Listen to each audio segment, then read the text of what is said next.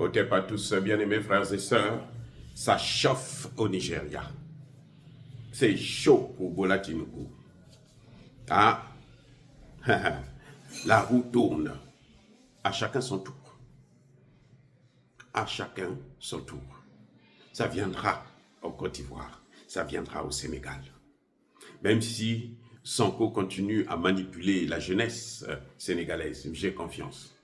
Je vous ai démontré la dernière fois que le discours de la société civile est complètement, c'est l'opposé du discours du gouvernement. C'est la société civile qui a emporté, qui a dit ce qu'il fallait dire concernant le Mali et l'Ukraine. Aujourd'hui, c'est au Nigeria. Vous savez, et nous, beaucoup de gens seront surpris. Le Nigeria est un pays anglophone. Mais le Nigeria suit à la lettre ce qui est en train de se passer au Mali, au Burkina et au Niger. Actuellement, la population demande purement et simplement le départ de Tinubu. Il y en a qui demandent aux militaires de prendre leurs responsabilités, de faire un coup d'État en d'autres termes et prendre le pouvoir à Bola Tinubu. Parce que Tinubu, c'est un traître. C'est son peuple qui le dit maintenant. Il croyait qu'il pouvait manipuler le monde entier. Il pouvait manipuler cette population. Non, on peut manipuler une population, mais la population va savoir comment il faut revenir à la raison. Et on ne peut pas tenir une population d'haleine comme ça pendant longtemps. Vous avez vu comment il a fait pour blaguer avec Dangote. Il veut carrément tuer la raffinerie de Dangote, détruire cette raffinerie. Ils veulent que Dangote puisse bazarder cette raffinerie. Entre-temps, la vie ne cesse de coûter très cher.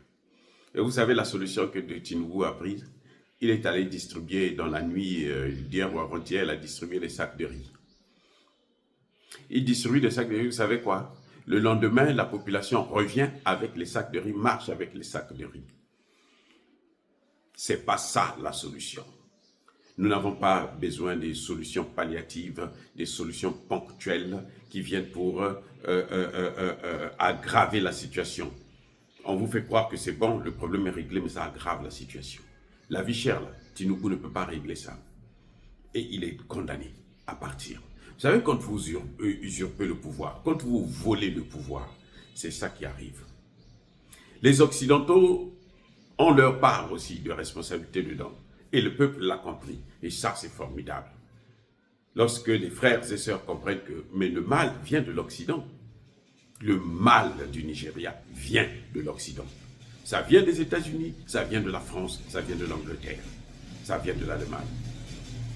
Vous savez, ils venaient jouer là, à la CEDEAO, comme si le Nigeria leur appartenait. Ceux-là qui ont toujours dit que le Nigeria doit avoir une population réduite, parce que cette démographie-là, ils ne la supportent plus. Maintenant, ils vont savoir ce que c'est que le mépris de l'homme noir. Le peuple nigérien est sorti cette fois-ci avec les drapeaux russes. Le peuple nigérien demande l'intervention carrément de Poutine. Il demande à son armée de s'allier avec Poutine. Il demande à son armée de s'allier avec les pays de l'AES et travailler ensemble pour développer le continent africain. Que va faire Tinubu? Tinubu est maintenant entre le marteau et l'enclume.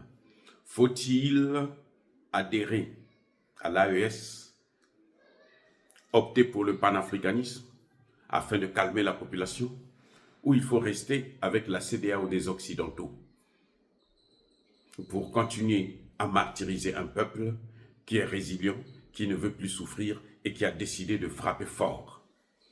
Ça, c'est la vraie question qui se pose actuellement au Nigeria. Ne soyez pas surpris qu'il y ait à un moment ou à un autre un coup d'État au Nigeria.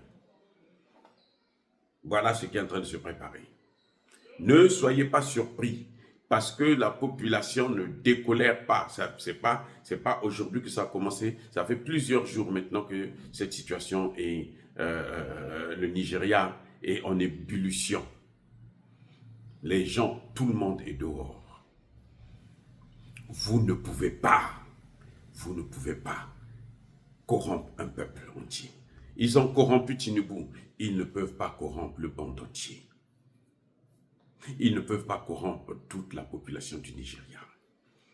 Ce qu'ils sont en train de faire avec Tshisekedi aujourd'hui dans l'est du Congo, ça va arriver aussi, comme on le voit au Nigeria.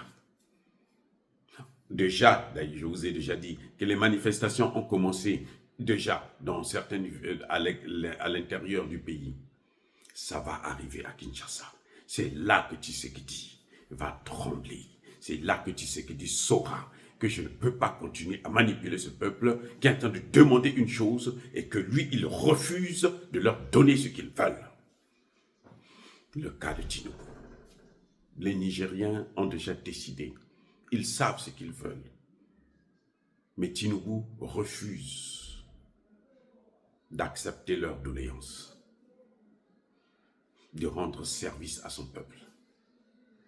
Et voilà que le pays est maintenant ingouvernable.